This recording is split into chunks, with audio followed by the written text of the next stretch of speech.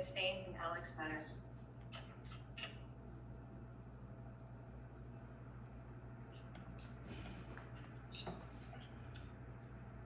Your Honor, I couldn't figure out on my ex-spouse how to change the state, so I just did it under California, even though he's in Colorado. I know that California charges more taxes, so that it actually benefits him. Okay, so you think it would have been higher if it was changed to Colorado? Yes, because the tax system in Colorado is not as expensive as it is in California. Okay, I understand. And in terms of timeshare, so, Mr. Alex, have you had any parenting time? Your Honor, jurisdiction has not been established on the record. This is simply just a conversation between you and me. And if you're not going to remove this fraudulent document from the record, then there's no point in me being here anymore. Because I understand one thing is that you're a contracting judge, not a judicial officer.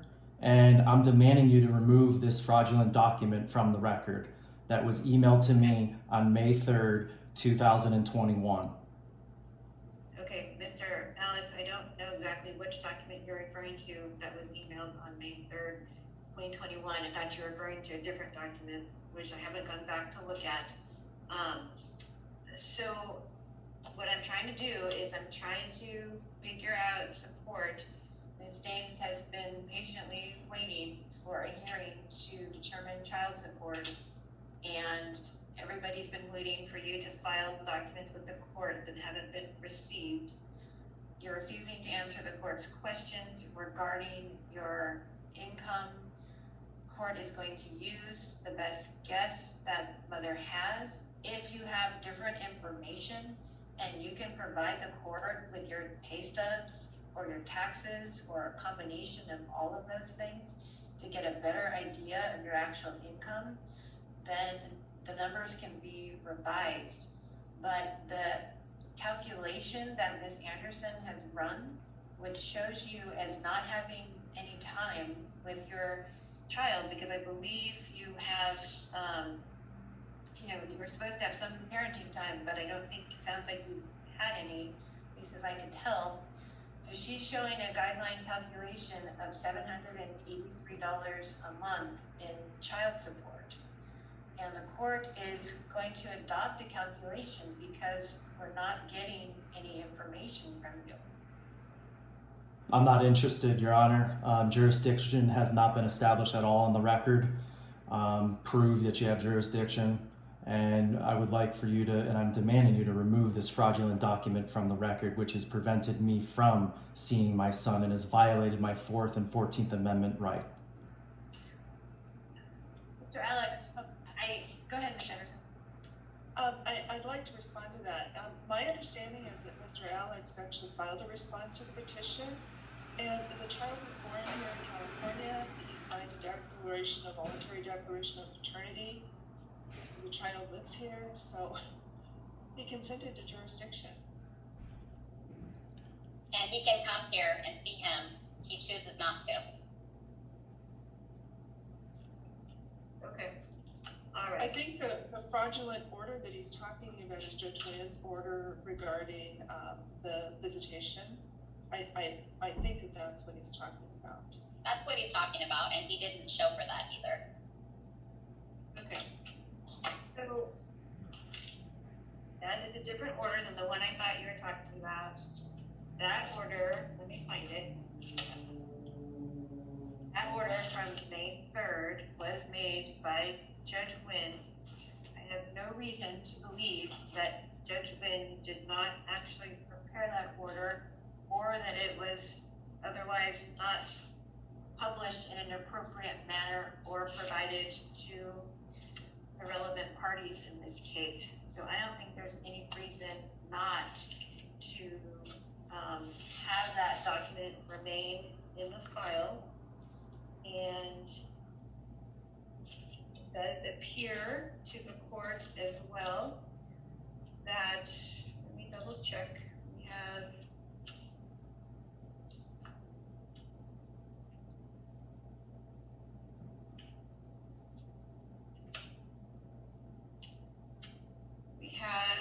declaration under the UCCJEA, providing that the child has born and has period of residence in Sacramento County. And we do show a response, let me check, we do show a response to the petition to determine parental relationship that Mr. Alex filed as of September 2nd, 2020. So yes, Ms. Anderson is correct. Okay, so Mr. Alex, I'm going to ask you one more time. I'm going to say this, I'm not removing the order from the file. I believe and have just discussed, as Ms. Anderson did, the reasons why the court has jurisdiction. And as I told you before, we don't have an income and expense declaration from, as I indicated last time, I was prepared to use Ms. Anderson's and Ms. Staines' best estimate of your income to look at support. She has been waiting for a while now to have a support order. And so, Mr. Alex, if you have anything to say substantively regarding your income, now is the time to tell me. Well, first of all, Your Honor, jurisdiction has nothing to do with location. You know this and I know this. You still have to tell me how you have jurisdiction. Rugus AG versus Marathon Oil Company. Justice Ginsburg delivered the opinion to the court. Also, International Shoe Company versus State of Washington. Did you satisfy the qualifications to long-arm jurisdiction? Please provide this all in writing. We already went through the jurisdictional issues. I am trying to determine, and I'm giving you a number of chances to explain to me whether or not the numbers that have been used by Ms. Anderson and Ms. Staines are accurate or not. I'm not interested in this. I'm not here for this. Okay, you may not be here for that, but they are. And I'm going to go ahead and make an order, and that order is going to affect you.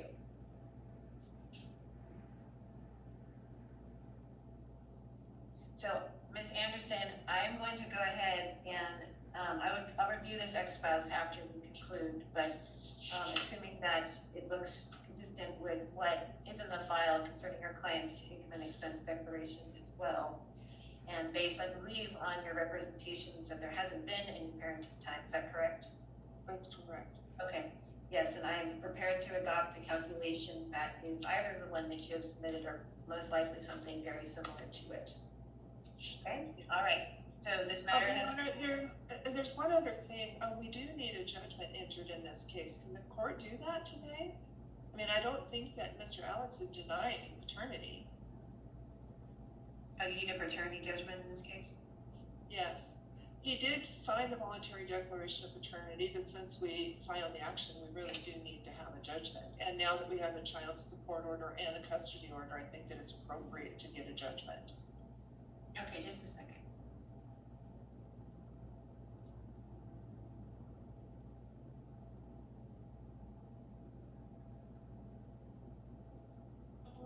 Yes, so is there a VDOF or a BDP already? I thought there was.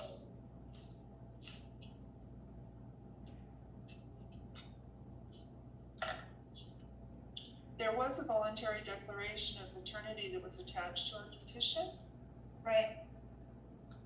and the child is beyond 2 years, so there's really no question about it. But just, you know, as a housekeeping thing, I like to have judgments in my petitions.